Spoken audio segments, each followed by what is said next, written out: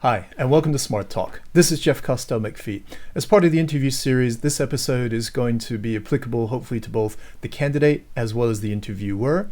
And this is going to cover what happens when a candidate is invited to offer their thoughts on what their biggest weaknesses are. I'll go through what is a typical suggested answer, and warning, heads up, in many books, videos, advice that you'll see on this topic, the conventional or often standard wisdom is to avoid the question, dodge it with humor, not to actually share any significant weaknesses with the interviewer because it will sink you. I have a totally different view on this, so I'm going to go through the typical suggested answer, then I'm going to give one that from my side of the desk when interviewing has always seemed to be a much stronger one, and indeed one that I myself would give an interview situation, and you can make up your own mind and decide what you want to do. Thanks for listening.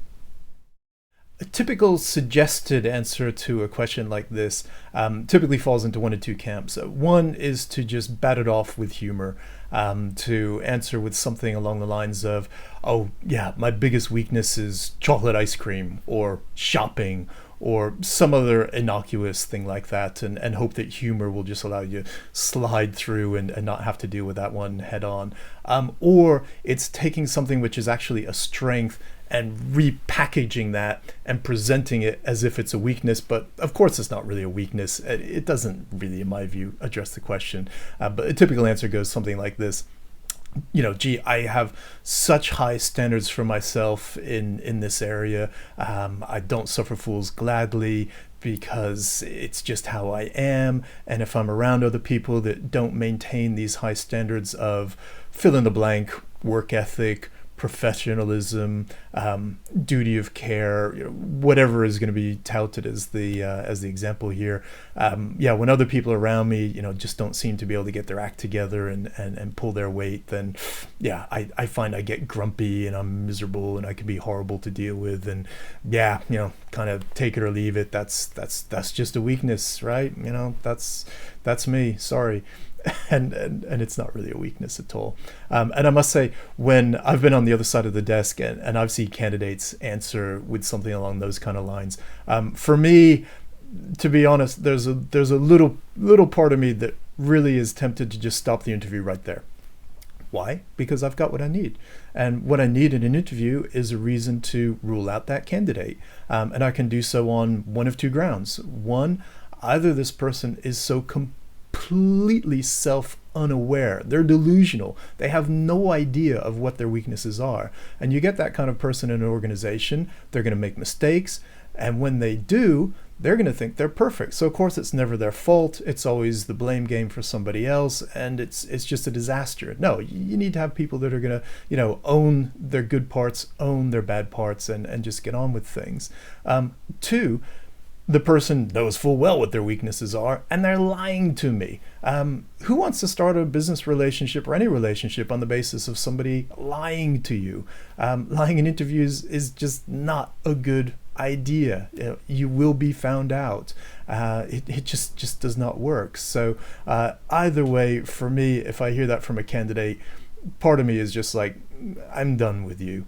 However, being realistic, yes, you can give the person another chance to be humble. Give them the avenue to go down where they can actually talk about things that they've achieved and things that they have failed at. And at this point, the interview is probably going to become quite pressured for that candidate, because having set themselves up in such a situation, they have really potentially set themselves up to fail. And that's not a situation that I would be in. So I'll tell you the kind of answer that I would give, and something that along these lines I would like to see from a candidate. And it really falls into three parts. First is just a general admission of human frailty and weakness. Yes, we all, have imperfect memories. The human body, the human brain is not a perfect machine. You can't expect it to be. Second would be an exploration of what genuine weaknesses are.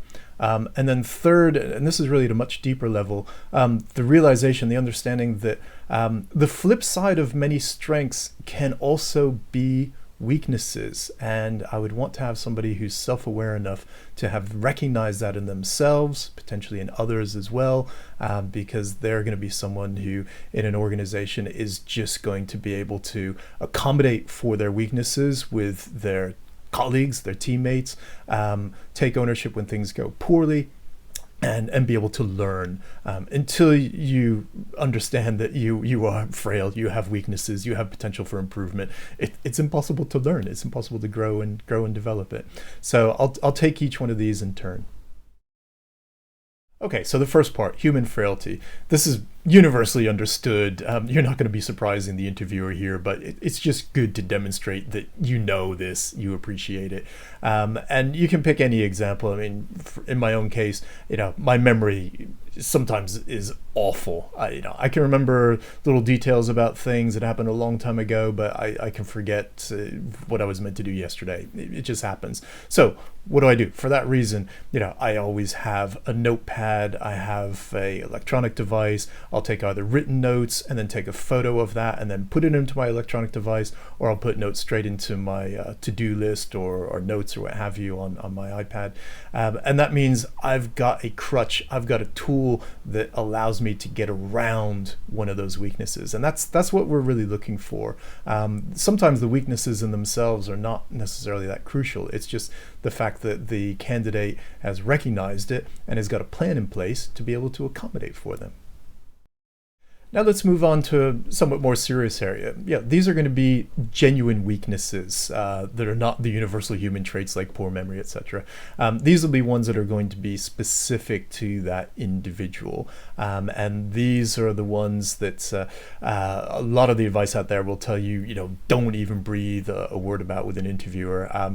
As I said, my view on that is completely different. I'd much rather have somebody who's aware of their weaknesses and has got a means of working around them and with them, provided that these weaknesses are not extreme, let's face it.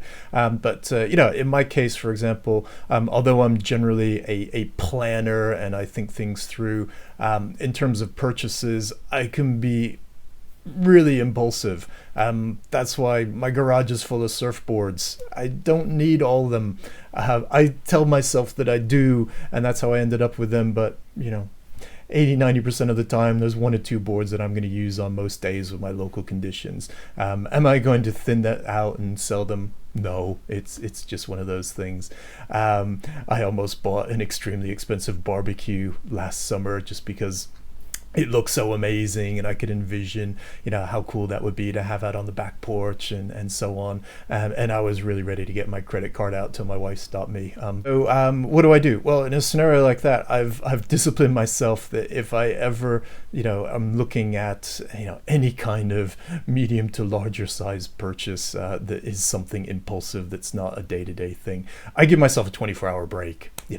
If I still want it the day after, if it's still important 24 hours later, then yeah, go ahead. But in many, many cases, I found that actually the barbecue or some other thing was not as exciting and necessary as I once thought it was. So again, that's just one example of impulsive behavior. And you pick ones that are relevant to you, maybe ones from a business context. Give examples of ways that you learned from mistakes and put things right, so that the next time that weakness wasn't such a big issue for you, but something that you still need to be aware of. Now, the final part of the answer that I would suggest involves having a clear assessment of what your strengths are, and then noting that the flip side of quite a few strengths actually can be a weakness if you're not careful and if you're not looking out for that. So again, I'll take an example from my own business life. I tend to be quite dogged. I don't give up so easily. I'll get a goal in my head and I want to go after it. And yeah, of course, that's great. That's fine. However, you really need to make sure that it's the right goal, and that your method of going after it is the right one, that is the effective one, because you can quite easily get caught up in, not giving up and pursuing something with, sheer determination, and you're just spinning your wheels and wasting time and not actually getting anywhere. I had this with a customer a few years ago.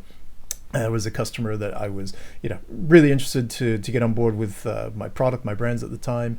I made quite a few visits. It looked like there could be potential, and it was just one of those deals that I just never really pulled off. And it was only afterwards, when the next time I popped in to see this particular account, and they were boarded up and they'd gone out of business, that I sat there and I actually looked at the business with a brand new perspective. And I scratched my head and I thought to myself, this was never an A-list prospect, but I had invested the time and the effort and the energy into that as if it was an A-list prospect. And I wasted time, and I could have so much been more effective if I had taken that time and spent it pursuing other opportunities, or maybe pursued that one still nevertheless, but did it in a somewhat different way, and questioned my methods when I wasn't getting the results that I wanted. So again, coming out of what is on the face of it a strength, if taken to an extreme, can be a weakness. And so again, just look at examples of that in your own, business life, personal life. See how that fits in, and take an example or two that you can use in interview, just to show that you're aware, you're on the case, and that you're a safe candidate from the perspective of knowing what your weaknesses are and how to deal with them.